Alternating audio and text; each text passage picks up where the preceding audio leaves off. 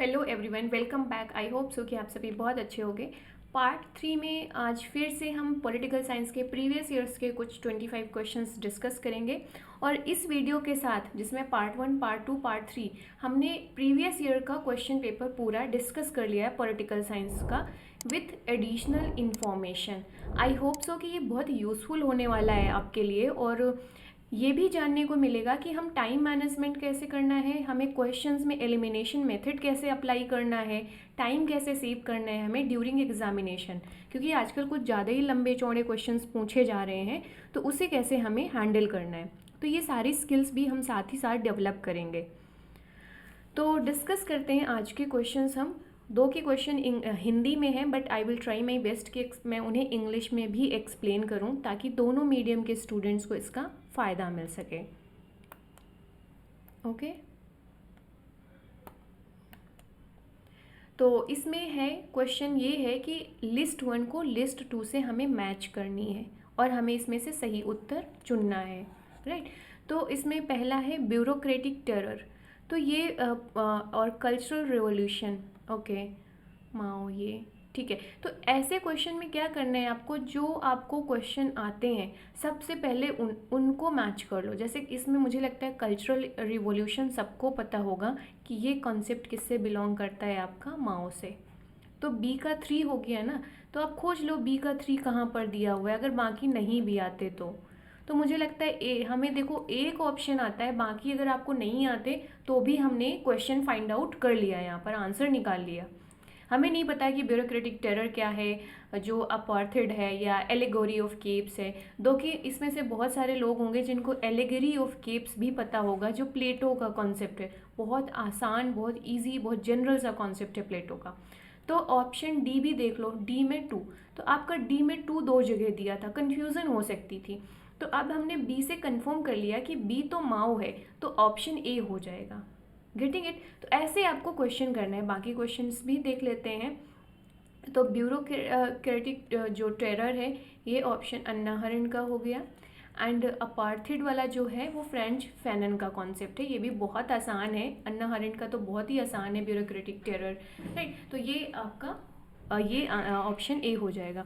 अगर आपको ऑप्शन नहीं आते हैं, एक दो ही आते हैं, तो पहले कोशिश यही किया करो जो आते हैं उसको मिलाओ। ओके, नेक्स्ट क्वेश्चन है आपका, यस दिस वाला।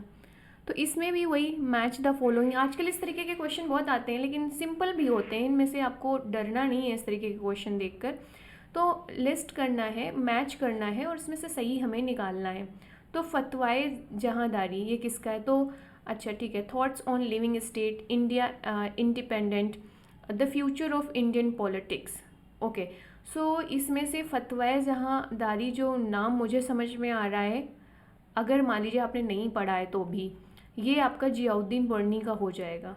ए आपका, ए का 1, तो ए का 3, सॉरी, ए का 3। ओके, ए का 3 आपको यहाँ पे मिला, ठीक है। बाकी भी एक बार और देख लेते हैं। Thoughts on living states, thoughts on living state, ये आपने शायद पढ़ा हो बी और अम्बेडकर में। एंड इंडिया इंडिपेंडेंस, चार्ल्स बेटलेहाइम की है। And the future of Indian politics, ये एम एन रॉय की हो गई। तो इसमें से मुझे लगता है हमें एक ही ऑप्शन पता था। ऊपर वाले में जो इसके पहले हमने क्वेश्चन किया, उसमें से भी हमने निकाल लिया था एक से। यहाँ पर भी हमें एक ऑप्शन सबसे इजी था यहाँ पे फाइंड आउट करना, जियाउद्दीन वर्नी की बुक फतवाए जहांदारी, उसी से हमने पूरा आंसर निकाल लिया। तो यहाँ से हमारा टाइम बचेगा बाकी क्वेश्चंस के लिए, और इतने टफ क्वेश्चंस भी हम सही कर पाएंगे।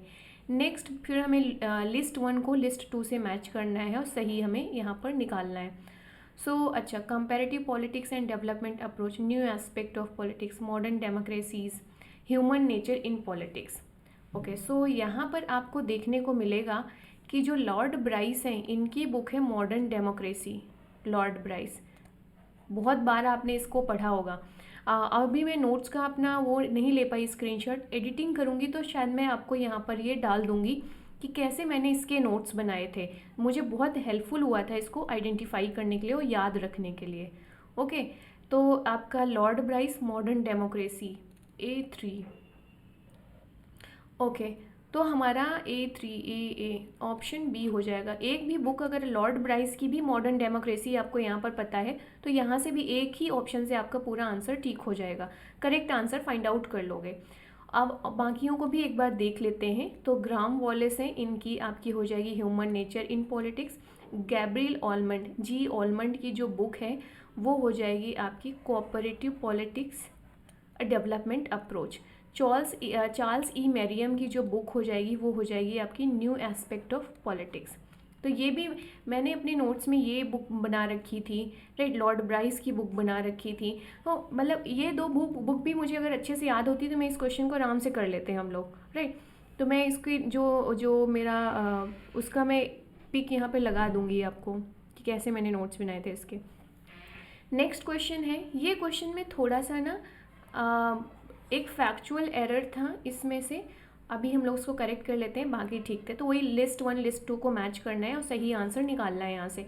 तो सॉल्ट ट्रीटी, ये बहुत ही सिंपल से बहुत ही इंपॉर्टेंट फैक्ट हैं जो हर बार क्वेश्चन में रिपीट करके पूछे जाते हैं, तो ये तो याद करके ही आपको जाना है इनकी डेट। तो जो सॉल्ट 1 ट्रीटी हो जाएगी वो हो जाएगा आपका 1972। जो सॉल्ट 2 ट्रीटी है आपका वो हो जाएगा 1979। स्टार्ट 1 ट्रीटी आपका 1991 में हुई थी, ना कि 1990 में, यही थोड़ा सा एरर था। फिर INF ट्रीटी जो हुई थी आपकी वो हुई थी 1987 में। तो इसका ऑप्शन हो जाएगा ए। ओके, नेक्स्ट, फिर लिस्ट 1 लिस्ट 2 को मैच करना है। तो आपने बे का बहुत नाम सुना होगा, अभी रिसेंट में जो काम कासा, राइट, ऐसे लेमोआ, बेका, ऐसे करके कुछ डिफेंस ट्रीटीज़ हैं जो हमने अमेरिका के साथ साइन किया है। तो ये बहुत ही रिसेंट करंट का ये मुद्दा रहा है। तो सबसे रिसेंट में ट्रीटी तो इसमें से यही साइन हुई है, राइट, बेका 2020 में साइन हुई है। फिर इंडो US जो सिविल न्यूक्लियर डील है बहुत ही इंपॉर्टेंट है, ये तो आपको याद ही होना चाहिए, 2005 में साइन की गई थी। ओके, इसके तो ये बी का आपका 2 हो गया। ओके, फिर हाई टेक्नोलॉजी कॉरपोरेशन ग्रुप, ये आपका 2002 का हो गया। And next step in strategic partnership, तो ये हो गया आपका 2004 में। ओके, तो ऐसे आप इसे लिस्ट करके निकाल सकते हो। तो मुझे लगता है इसमें बेका और इंडो US सिविल डील तो आपको पता ही होगी, और ये दो ऑप्शन के साथ ही आप इसका ऑप्शन निकाल सकते थे। नेक्स्ट फिर लिस्ट 1 लिस्ट 2 को मैच करना है। तो ये एक तरीके से जो फॉर्म ऑफ गवर्नमेंट्स है उनकी जो क्वालिटी है, एसेंशियल क्वालिटी, उसको मैच किया हुआ है। तो इसमें सबसे इजी आपने क्या दिया, क्या पढ़ा हुआ है, जो सबसे मुझे लगता है सबसे सामने निकल कर आ रहा है, सामूहिक उत्तरदायित्व, मतलब कलेक्टिव रिस्पॉन्सिबिलिटी। हमारा मंत्रिमंडल जो cabinet minister form of government होती है उसका ये पार्ट है। इसके बाद से शक्तियों का विभाजन, सो डिवीज़न ऑफ पावर जो होता है वो हमारा फेडरल गवर्नमेंट में होता है। फिर शक्तियों का केंद्रीकरण, सो सेंट्रलाइजेशन ऑफ पावर हमारा यूनिटरी फॉर्म ऑफ गवर्नमेंट में होता है, एकात्मक सरकार में होता है। सेपरेशन ऑफ पावर, शक्तियों का वियोजन आपका प्रेसिडेंशियल सिस्टम में, अध्यात्मात्मक सरकार में होता है। बहुत ही आसान है ये कर पाना, तो ये हो जाएगा ऑप्शन आपका बी, यहाँ से मैच कर लेना। नेक्स्ट है लिस्ट 1 लिस्ट 2 को मैच करना है आपसे। ये बुक्स के बारे में पूछा गया है, यहाँ पर एक तरफ ऑथर्स हैं एक तरफ बुक्स पूछा गया है। तो रविंद्र रे और आशीष कुमार राय, ये संजय कुमार, इनकी बुक पूछी गई है। तो जो the Naxalite and their ideologies, okay हाँ, the Naxalites and their ideologies, मैं इसको थोड़ा सा आपको बता दूंगी, थोड़ा सा यहाँ पे ये कट हो गया है। So the Naxalite and there ideology जो फर्स्ट है, ये बुक किसकी है आपकी, रविंद्र रे की है। इसके बाद से the spring thunder and after, so the spring thunder and after ये बुक किसकी है आपकी, आशीष कुमार रॉय की। फिर gender development and state in India, Carole Spary की है ये बुक। फिर Indian youth and electoral politics, Indian youth and electoral politics, ये बुक किसकी है, संजय कुमार की। तो ये ऑप्शन डी हो जाएगा इसका। तो राइट ऑप्शन क्या हो जाएगा, एक डायरेक्ट मैच हो गए आपके। ये सब आपको याद करने पड़ेंगे guys, no option you have. फिर लिस्ट 1 लिस्ट 2 को मैच करनी है, राइट। तो इसमें से हाँ, बहुत आसान है, ये आपको याद ही होगा कि जो न्यू डेवलपमेंट पब्लिक एडमिनिस्ट्रेशन था, आपको पता है कि ये मिनोब्रुक कॉन्फ्रेंस जो हुई थी 1968, उसमें डेवलप किया गया था। इकोलॉजिकल अप्रोच बहुत ही फेमस है फेडरिक का। फिर डिसीजन मेकिंग जो अप्रोच है ये किसका था, हर्बर्ट साइमन का है, ये भी बहुत ही पॉपुलर है। फिर डेवलपमेंट एडमिनिस्ट्रेशन किसके द्वारा दिया गया था, एडवर्ड वेडनर के द्वारा। तो इसमें से 2-3 तो बहुत आसान है, ऑप्शन बी हो जाएगा आपका, जो आपको याद ही होंगे। फिर लिस्ट 1 लिस्ट 2 को मैच करना है, तो इसमें से जो सबसे पहले मुझे लगता है reserve bank of India, RBI का जो एक्ट है 1934, ये तो सबको ही याद होगा नहीं, तो बी का हो जाएगा 4, बी का 4। तो हमें ये 2 जगह मिला, तो ये तो कट कर दो, ये तो होएगा नहीं ना। अब हमारे पास ए एंड डी बचा। अब इसमें प्रिवेंशन एंड करप्शन जो अमेंडमेंट एक्ट था, ये भी आप में से बहुत सारे लोगों ने पढ़ा होगा शायद, तो ये हो जाएगा 1988 का, तो डी का 1। ओह, ये भी मैच कर रहा है, ओके। नेक्स्ट देखते हैं, insurance regulatory and development authority act, और एक है आपका fiscal responsibility and budget management, अच्छा फेमा एक्ट जो आपका आया हुआ था, तो सी आपका ये 2003 में आया था, okay, C2 C3, okay, option A हो गया आपका। And insurance regulatory and development authority आपका 90, ये हो जाएगा आपका ये वाला ऑप्शन 3 हो गया, ये भी इजी है, ओके। नेक्स्ट इसमें पूछा है कि जो विभिन्न चरण में नारीवादी आंदोलन की विचारधारा संबंधी केंद्रीय विचार को उनके टाइम के अनुसार अरेंज करना है, ओके। फिर सही आंसर निकालना है। सो नारीवादी फेमिनिज्म की जो आइडियोलॉजी है वो कैसे कैसे डेवलप हुई, ओके।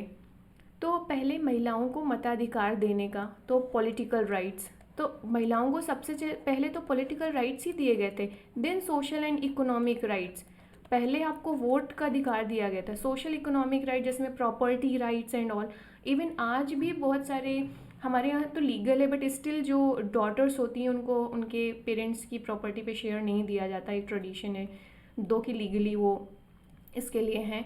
तो इसके बाद से ये इकोनॉमिक राइट्स जो प्रॉपर्टी एंड ऑल है ये तो बाद में आया इसके। फिर सांस्कृतिक जो कल्चरल एंड ऑल पे ये उसके बाद आया। फिर पर्यावरण नारीवाद जो इको फेमिनिज्म है ये उसके भी बाद आया। तो सबसे बाद में आया था पर्यावरण वाला जो अभी प्रेजेंट मुद्दा है, तो देख लो ना डी सब इसमें है, तो ABCD ये हो ही गया, हमने देख ही लिया। Political right, then social economic rights, फिर कल्चरल राइट्स, फिर इन्वायरमेंटल राइट्स, ओके, ये हो गया ऑप्शन ए। नेक्स्ट है कि अन्ना हरन की जो बुक्स है ना उनका पब्लिकेशन का आरोही क्रम में लिखना है, बढ़ते हुए क्रम में, कि सबसे पहले कौन सी थी, फिर उसके बाद, फिर उसके बाद, फिर उसके बाद। See, the Origins and Totalitarianism 1951, The Human Condition 1958, On Revolution 1963 and On Violence 1970, तो ये हो जाएगा ABCD, मतलब कंटिन्यूएशन में ही है, ओके। ये सब बुक लिख लो, कहीं नोट्स पे बना लो और याद करके जाना। फिर भारत द्वारा हस्ताक्षर किए गए थे कुछ ये एग्रीमेंट साइन किए थे इंडिया ने, तो उनका ना टाइम क्रोनोलॉजी पूछी है, ओके। तो ठीक है, तो आपको पता है भू सीमा समझौता जो लैंड बाउंड्री एग्रीमेंट हुआ था वो बांग्लादेश के साथ इंडिया ने साइन किया था, और ये बहुत ही रिसेंट का मैटर है। जो ये भू सीमा लैंड बाउंड्री एग्रीमेंट है बांग्लादेश के साथ में, तो ये सबसे पहले मतलब इसको ये आपका ए जो है वो सब अभी रिसेंट का है। तो इसमें हमें करना है कि कैसे सबसे पहले कौन सा हुआ था, तो ये देख लो कि ए तो हमें सबसे बाद में रखना है क्योंकि ये रिसेंट है। चाहे ताशकंद देख लो, ये बहुत पहले हुआ था। भारत रूस मैत्री ये भी इसके पहले हुआ था। मास्को टेस्ट बैंड ट्रीटी ये उसके भी पहले हुआ था। तो थोड़ा सा कॉमन सेंस लगाओगे, अगर बाकियों की डेट आपको नहीं याद है तो भी इस क्वेश्चन को आप टैकल कर लोगे कि भू सीमा लैंड बाउंड्री एग्रीमेंट अभी रिसेंट करंट का मैटर है जो बांग्लादेश के साथ 2015 के आसपास साइन किया गया था। तो ए को आप सबसे बाद में रखो, तो सभी ऑप्शन में देखोगे कि इसी ऑप्शन में ए सबसे लास्ट में है, तो ऑप्शन ए करेक्ट हो जाएगा। अगर आपको डेट नहीं पता है तो आइडियली तो आपको डेट पता होना चाहिए। ताशकंद समझौता 1966, फिर भारतीय रूस मैत्री सन 1971 में हुई थी। मास्को टेस्ट बैंड ट्रीटी 1963 में हुई थी। तो इसका क्रोनोलॉजी ये हो जाएगी। कॉमन सेंस लगाना कैसे है ये आपको सीखना पड़ेगा। जब प्रीवियस ईयर्स के क्वेश्चन आप हल कर रहे होगे उसी से ये हम स्किल डेवलप करते हैं। अब इसमें भी देखो कॉमन सेंस लगेगा, अगर आपको डेट एग्जैक्ट नहीं पता है, उस कंडीशन की बात मैं कर रही हूँ कि उस कंडीशन में हम ऐसे क्वेश्चन को कैसे हल करते हैं। तो आप ये 4 ऑप्शन है, कम्युनल अवार्ड, साइमन कमीशन, प्रथम गोलमेज सम्मेलन, गांधी इरविन वार्ता जो डायलॉग हुई थी। तो आपको पता है कि पहले साइमन कमीशन आया था। जब साइमन कमीशन आया था तो उसकी रिपोर्ट में चर्चा करने के लिए ही गोलमेज सम्मेलन रखे गए थे। तो पहला गोलमेज सम्मेलन इसके तुरंत बाद ही होगा ना। फिर आपको पता है कि जब प्रथम गोलमेज सम्मेलन में कांग्रेस ने पार्टिसिपेट नहीं किया था, ये आपको थोड़ा बहुत आइडिया होगा। तो फिर क्या हुआ था, फिर तो वो मीनिंगलेस हो रही थी डायलॉग बिना कांग्रेस के पार्टिसिपेशन के, क्योंकि कांग्रेस लीडरशिप थी यहाँ पे इंडिया में फ्रीडम स्ट्रगल के दौरान।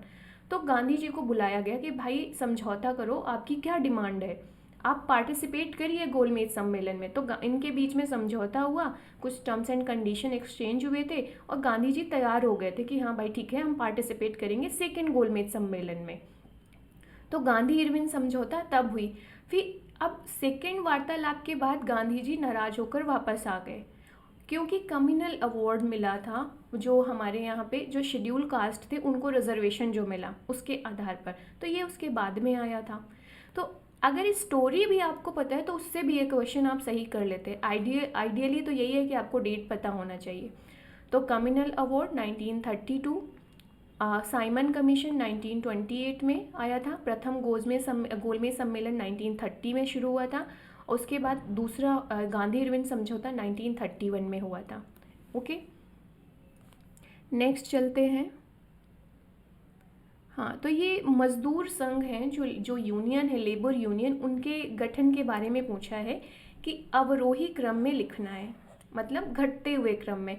तो सबसे पहले मतलब घटते हुए क्रम में, तो रिसेंट कौन सी है, फिर उसके पहले कौन सी थी, उसके पहले, फिर सबसे पहले कौन सी थी, ये क्रोनोलॉजी अपनाना है। अवरोही मतलब घटते हुए क्रम में।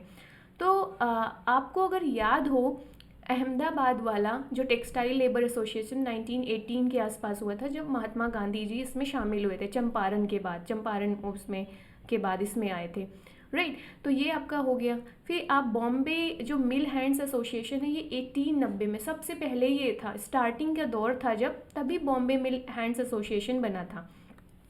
इसके बाद से इंटेक जो Indian national trade union Congress है, ये आपका 1947 में बना, और भारतीय मजदूर संघ BMS ये 1955 में बना था। तो सबसे रिसेंट का कौन सा है आपका, सी, ऑप्शन ए सही हो जाएगा आपका। ओके, नेक्स्ट, ये कथन एंड कारण वाले हैं, थोड़ा सा इनको समझने की कोशिश करते हैं। तो जॉन लॉक के बारे में पूछा गया है। ओके, तो जॉन लॉक एक स्वत्वात्मक व्यक्तिवादी प्रदर्शित किया, मतलब पॉजिटिव एंड जो पॉजिटिव इंडिविजुअलिज्म की बात करते हैं, सही बात है। जॉन लॉक आपका फादर ऑफ लिबरलिज्म कंसीडर किए जाते हैं, और कई सारे स्कॉलर्स ये इनको कमेंट करते हैं इनके थॉट्स पर, जॉन लॉक के थॉट्स पर, कि ये पॉजिटिव इंडिविजुअलिज्म को सपोर्ट करते हैं। ठीक है, ये सही है। जॉन लॉक केवल हितों की वृद्धि के पक्षधर नहीं है। जॉन लॉक नेचुरल राइट्स को सपोर्ट करते हैं। जॉन लॉक का थॉट्स में आपने पढ़ा होगा, right to property, liberty and right to life, 3 natural rights को बहुत ज़्यादा इन्होंने रिकॉग्नाइज किया है। उसमें राइट टू प्रॉपर्टी को उन्होंने बहुत ज़्यादा सपोर्ट किया है। बट देखोगे कि जॉन लॉक ने केवल हितों की वृद्धि के पक्षधर नहीं है, राइट, कि सिर्फ जो इंडिविजुअल्स हैं उनके इंटरेस्ट को ही केवल, तभी तो सोशल कॉन्ट्रैक्ट हुआ है ना। ओके, तो इसके तो दोनों ही ऑप्शन सही हैं, बट पॉजिटिव इंडिविजुअलिज्म है, इसलिए ये नहीं है। तो ए और आर आपस में दोनों सही हैं, बट इसका सही व्याख्या नहीं कर रहा है। ओके, तो बी हो जाएगा ये। ओके, सो ये नेक्स्ट है आपका, ये ए है कि जिन परिस्थितियों में संघीय इकाइयों को एकजुट रखने के लिए केंद्र शक्ति के हस्तांतरण के लिए तैयार हुआ, उनके कारण भारत एकजुट रखने वाला संघ बना। तो ये भारत का फेडरेशन की डिस्क्रिप्शन दे रहा है कि कुछ ऐसी सरकमस्टेंसेस थी उस इंडिपेंडेंस के टाइम पे, जहाँ पर जो केंद्र था ना, वो इस बात के लिए तैयार हो गया था कि ठीक है, हम अपनी कुछ पावर को ये जो फेडरल यूनिट्स बन रही हैं, जो स्टेट्स बन रहे हैं, हम इनको पावर देंगे, क्योंकि तभी हम पूरे भारत को एकजुट रख सकते थे। नहीं तो फेडरल यूनिट्स तो शामिल ही नहीं होती ना इस संघ में, क्योंकि उन्हें तो ये मिल गया था, चॉइस मिल गई थी कि वो भारत के साथ शामिल हों या पाकिस्तान के साथ शामिल हों या तो अपना अलग इंडिपेंडेंस बना लें कैबिनेट मिशन के बाद, अगर आपको याद हो तो उस स्थिति में सरदार पटेल एंड नेहरू जैसे लोगों ने को क्या था कि नहीं भाई, हमें एकजुट रखना है, और इसके लिए क्या करना पड़ेगा, हमें अपनी शक्ति, जो केंद्र की शक्ति है, उसका उनके साथ शेयर करना पड़ेगा। तो सही है ये। नेक्स्ट स्टेटमेंट कह रहा है कोलिशन गवर्नमेंट के बारे में, गठबंधन, कि गठबंधन युग और केंद्र में कमज़ोर सरकारों के होने के साथ शक्ति विभाजन की इस असीमित के कारण राज्यों द्वारा स्वायत्तता की मांग की जाने लगी। बात कर रहा है कि कोलिशन गवर्नमेंट जब बनी तो स्वाभाविक सी बात है कि रीजनल जो पार्टीज़ थी ना, उसका पार्टिसिपेशन इस गठबंधन में था। तो यहाँ जब गठबंधन होगा तो जो केंद्र की सरकार है वो ऑटोमेटिक कमज़ोर हो जाएगी, वीक हो जाएगी, क्योंकि कई सारी पार्टीज़ ने सरकार मिलकर बनाई है। तो डिसीजन प्रोसेस क्या होती है, वीक हो जाती है। तो यहाँ पर क्या हो जाएगा कि राज्य क्या करेंगे, अपनी ऑटोनॉमी की डिमांड करेंगे। नहीं तो कहेंगे कि भाई, राज्य क्या कहेंगे कि हमें ऑटोनॉमी दो, हमें ना, नहीं तो हम ये गठबंधन तोड़ देंगे, हम आपको सपोर्ट नहीं करेंगे। तो ये सही बात है कि केंद्र में अगर कमज़ोर सरकार है, गठबंधन है, तो राज्य क्या है, अपनी ऑटोनॉमी की डिमांड करेंगे। समझ में आया। लेकिन इन दोनों का आपस में कोई लेना देना नहीं है, दोनों स्टेटमेंट का, दोनों अलग अलग है और दोनों अलग अलग सही है। ऑप्शन बी हो जाएगा।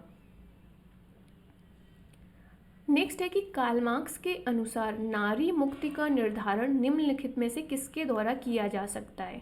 तो कार्ल मार्क्स का जो फीमेल इमेंसिपेशन की बात कर रहे हैं, उसकी बात कर रहे हैं, तो ये है सामान्य मुक्ति की बात करते हैं। अगर आप कार्ल मार्क्स के थॉट को देखोगे तो इन्होंने वुमेन्स के लिए जनरल इमेंसिपेशन की बात करी है, कोई अलग से इन्होंने नहीं इनके लिए निकाला है कि नहीं वुमेन के लिए भाई फेमिनिज्म चलाना पड़ेगा, अलग से राइट्स देने पड़ेंगे। कार्ल मार्क्स कहते हैं कि जब जो सोशलिज्म आएगा ना, तो सोशलिज्म में जो वुमेन का इमेंसिपेशन तो ऑटोमेटिक हो जाएगा। Getting it. तो अलग से नहीं निकाला है इन्होंने, उसे जनरल इमेंसिपेशन को सपोर्ट किया है। कार्ल मार्क्स के पूर्व किस राजनीतिक चिंतन की रचनाओं में लिंग के प्रति पूर्वाग्रह मिलता है। तो आप इसके पहले वाली वीडियो में मैंने एक क्वेश्चन डिस्कस किया था, जिसमें हमने हीगल को डिस्कस किया था कि हीगल क्या कहते हैं कि वुमेन में जो तार्किकता है, जो रेशनैलिटी है, वो कम होती है, राइट। तो मार्क्स के पूर्व, जैसे प्लेटो आप देखोगे, प्लेटो वुमेन को कम नहीं करता या वुमेन को लेकर पूर्वाग्रह नहीं रखता है। प्लेटो तो कहता है कि सबको, प्लेटो को फर्स्ट फेमिनिस्ट भी इवन माना जाता है। जेएस मिल ने तो वुमेन को सपोर्ट ही किया है, मेरी वोल्सनरक्राफ्ट ने तो फीमेल को सपोर्ट ही किया है। तो इसमें ऑप्शन क्या बचता है, हीगल। अगर आपको नहीं भी पता है तो बहुत आसान है, एलिमिनेशन मेथड से ये क्वेश्चन किया जा सकता था। नेक्स्ट क्वेश्चन है आपका, हाँ, एंजल्स की बुक के बारे में पूछा है कि इनकी जो ओरिजिन्स बुक है, इसका पूरा नाम क्या है। तो ये बुक बहुत ही कॉमन है, बहुत इंपॉर्टेंट है, हर बार क्वेश्चंस में के लिए इंपॉर्टेंट रहती है, इसे तो करके ही आप जाते होगे। Option C, the origins of family, private property and the state. कई बार ये क्वेश्चन ऐसे भी पूछा गया है कि इस बुक के लेखक कौन है, ये भी पूछा जाता है, तो इसको ध्यान रखना है आपको। नेक्स्ट क्वेश्चन है, मार्क्सवादी दर्शन, जो मार्क्सिस्ट फिलॉसफी है, उसमें नारी मुक्ति के संबंध में सामान्य समझ क्या है। सो फीमेल इमेंसिपेशन के बारे में मार्क्सिस्ट क्या कहते हैं। इसके पहले वाले क्वेश्चन में हमने देखा कि वो जनरल इमेंसिपेशन की बात करते हैं। ओके, तो मार्क्स ने क्या कहा है कि महिलाओं की स्थिति का विश्लेषण समाजवाद से बाहर नहीं किया है। सही बात है, कोई महिलाओं के बारे में अलग से नहीं किया है।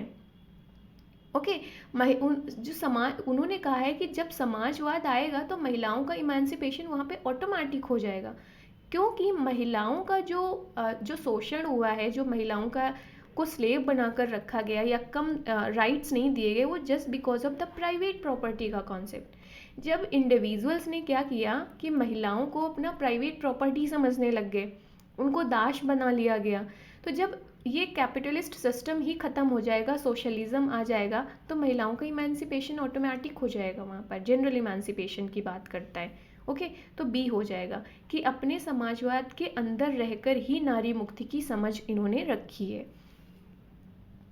नेक्स्ट है कि भारत के विदेश नीति निर्माताओं के लिए भारतीय प्रवासी समूह जो इंडियन डायस्पोरा है पर हो रही बहस को क्यों प्रमुखता मिली। भाई इंडियन डायस्पोरा है आजकल हम लोग इनको बहुत इंपॉर्टेंस देते हैं, कई तरीके के राइट्स देते हैं, जो उनको स्पेशल वीज़ा प्रोविजंस मिलते हैं, तो क्यों इनको इतनी प्रोमिनेंट पोजीशन मिली हुई है, क्यों इन्हें हम इस थीम को सेंट्रलाइज कर रहे हैं। तो सबसे इम्पॉर्टेंट इसमें क्योंकि भारत में वैश्वीकरण की प्रक्रिया की मजबूरियां हैं।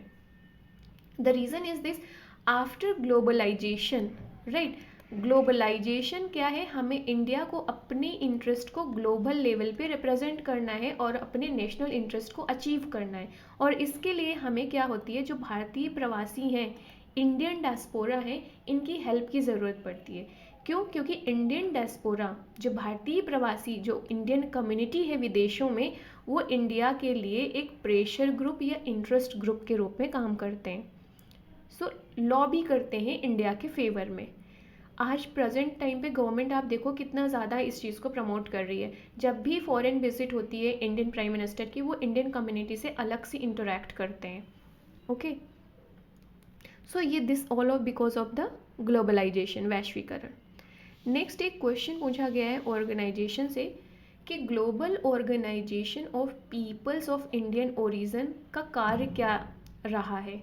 तो ये global organisation of people of Indian origin एक तरीके का इंटरेस्ट ग्रुप है या प्रेशर ग्रुप है, राइट। तो इसका काम है कि भारतीय मूल के विभिन्न लोगों को के जो इंटरेस्ट हैं, जो भारतीय मूल के लोग हैं, जो इंडियन ओरिजिन के पीपल्स हैं, उनके इंटरेस्ट को सेफगार्ड करना, सिक्योर करना और उनके इंटरेस्ट के लिए लॉबी करना फॉरेन लैंड में, फॉरेन गवर्नमेंट के साथ। ओके, तो ये इसका आंसर बी हो जाएगा। नेक्स्ट है भारत सरकार द्वारा PIO कार्ड जो जारी किया जाता है, इसका विचार किसने दिया था। तो ये PIO कार्ड जारी जो इंडियन डायस्पोरा को होता है, ये इसका विचार दिया था ये global organisation for person of the Indian origin. अभी हमने ऊपर ये ऑर्गेनाइजेशन देखा। फिर 1990 के दशक के अंत में PIO पर महत्वपूर्ण ध्यान क्यों दिया गया।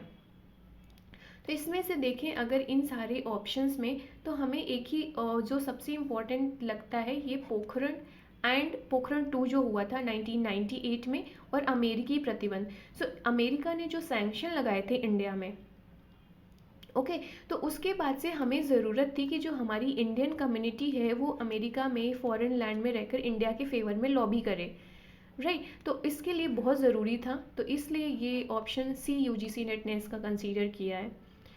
ओके, 90 के दशक में, क्योंकि यहाँ ग्लोबलाइजेशन और बाकी तो ऑप्शन में है ही नहीं जो हमने ऊपर देखा था, तो ऑप्शन के हिसाब से भी हमें चीज़ें सही करनी होती है। ओके, ठीक है। तो आई होप कि आज का डिस्कशन हेल्पफुल रहा होगा आपको और कुछ नए डायमेंशन जानने को मिले होंगे, और ये भी पता चला होगा कि क्वेश्चन को कैसे अप्रोच करना है। तो ये फैक्चुअल इन्फॉर्मेशन आप चाहो तो इनकी नोट्स बनाते चलो, छोटे छोटे शॉर्ट नोट्स, जैसा मैंने डेमो में दिखाया आपको, और इनको रिवीजन करते चलो। हो सकता है कि इनसे डायरेक्ट या इनडायरेक्ट क्वेश्चन आ जाए और आपको एग्जाम में इसकी हेल्प मिल जाएगी। So thanks for watching, see you in the next video, bye bye, take care, see you.